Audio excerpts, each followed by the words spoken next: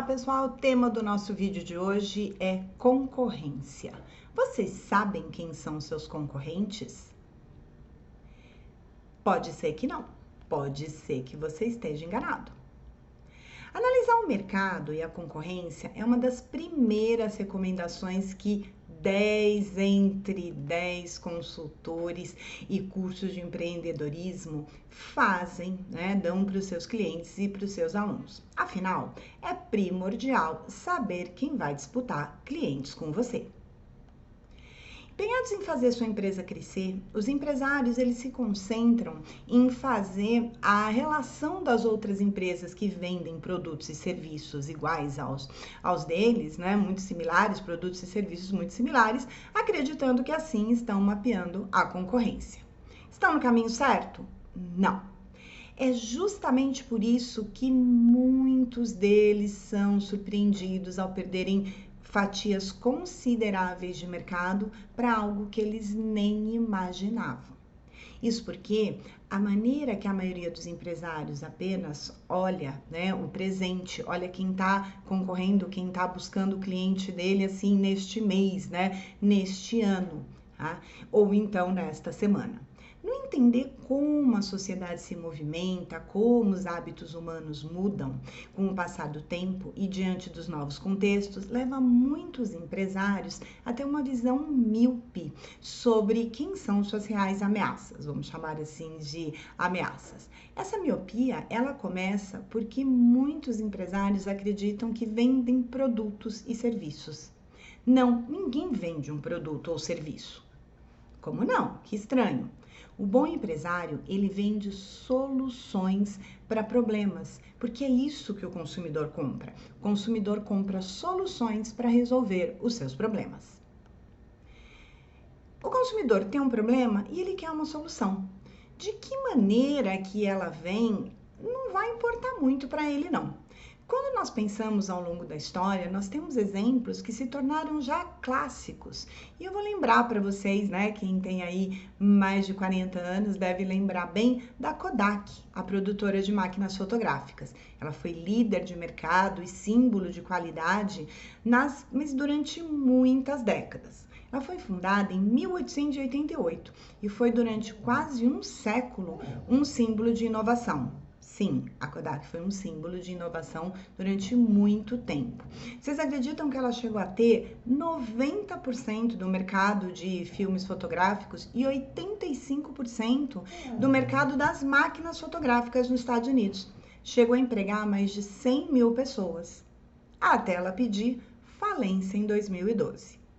Apesar de ter sido uma das pioneiras no desenvolvimento das máquinas digitais, que ela se recusou a colocar no mercado durante muitos anos para não concorrer com o seu próprio produto original, a máquina fotográfica com filme, a máquina fotográfica analógica, a Kodak olhava para os seus concorrentes como as outras máquinas fotográficas, digitais ou não, em vez de olhar para o problema do seu consumidor. O que seu consumidor queria? Ele queria registrar seus momentos de maneira rápida, fácil, prática e o mais barata possível. O que a Kodak não viu foi que o seu maior concorrente era o celular e que ela podia ter se posicionado melhor, talvez, pensando em desenvolver aplicativos de alta performance para captura de imagens no próprio smartphone, dentro do seu próprio concorrente. Afinal, a boa qualidade e a sofisticação de recursos para as câmeras foi um grande desafio para os fabricantes de celular, para as empresas de tecnologia. E a Kodak dominava essa técnica, de fazer captura de boas imagens.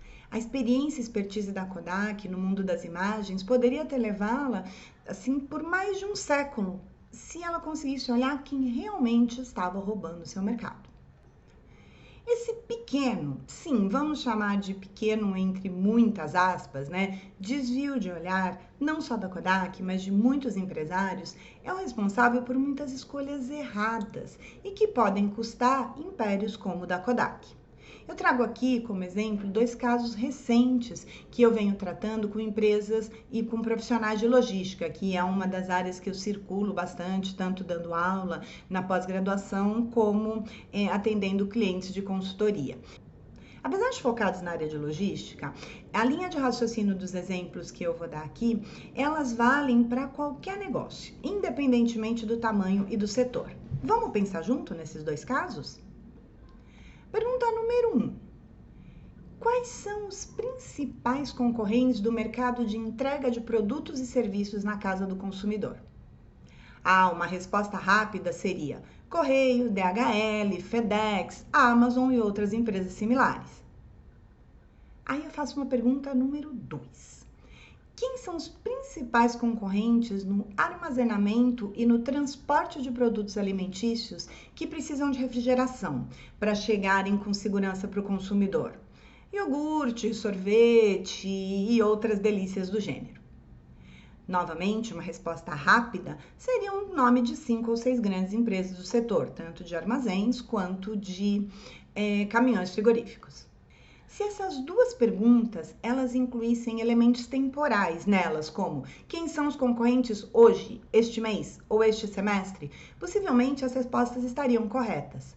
Mas empresas, independentemente do seu tamanho, precisam se preparar para o futuro. E o futuro, ele chega mais rápido do que a gente imagina. Analisando esses dois casos, vamos pensar nos consumidores. Naquele que comprou, por exemplo, um jogo de xícaras de café em um site e naquele que gosta de tomar um iogurte fresquinho toda manhã. Os problemas desses consumidores são, respectivamente, um local adequado para servir café e ter um iogurte em condições de consumo no seu café da manhã. Pouco importa de que maneira essas duas necessidades são satisfeitas. E esse é o ponto na hora que nós fazemos a análise da concorrência. Quando analisamos as tendências de mercado, a previsão é que as impressoras 3D, por exemplo, elas se popularizem até o ano de 2030. Parece pouco tempo, mas se lembrem do celular. Em um momento que quase ninguém tinha e eram aqueles tijolões que faziam apenas ligações. De repente, eles se popularizaram e abarcaram centenas de outros recursos que praticamente ninguém lembra que também esse aparelho é um telefone. Às vezes, o processo demora para começar, o processo de mudança, mas quando ele tem início, o novo recurso, o aparelho, a tecnologia, ela se propaga de uma hora para outra. E a previsão é que as impressoras 3D, elas se popularizem na indústria já em 2020. Daí para chegar na casa do consumidor, é só mais um passinho. Mas o que isso tem a ver com o café do consumidor? Tudo, porque quando esse fato se consumar, ele não vai mais precisar comprar um jogo de xícara de café pela internet e esperar a transportadora entregar. Ele vai comprar um projeto de jogo de xícara de café e vai imprimir essas xícaras na sua impressora 3D. Então, enquanto as transportadoras e os centros de distribuição olham outras transportadoras e outros centros de distribuição como concorrentes, a impressora 3D pode roubar muito do mercado de transporte de varejo. Vocês lembram da segunda pergunta, quando eu falei do iogurte para chegar fresquinho na casa do consumidor? Pois é, no setor frigorífico, o caso é semelhante. A maior concorrente dos armazéns climatizados e das frotas de caminhões frigoríficos não são as outras empresas do setor. Podem ser hoje, este mês ou nos próximos meses. Mas quando a gente olha num médio prazo, quem é o maior concorrente, desses dois segmentos aí frigoríficos é a indústria de embalagens.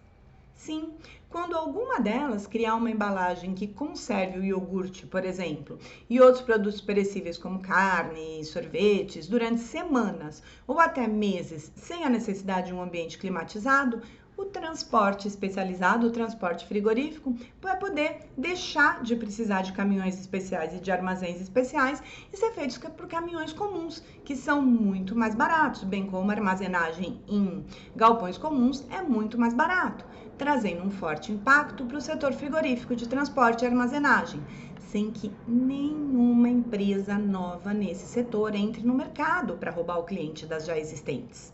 Você duvida? Você que já passou dos 40, pense como era o leite quando você era criança. Embalado naqueles sacos plásticos que precisavam constantemente ser refrigerados e que garantiam a qualidade do produto fechado por uma semana tá, na geladeira e aberto por 24 horas, desde que mantido realmente numa geladeira ou outra câmara fria.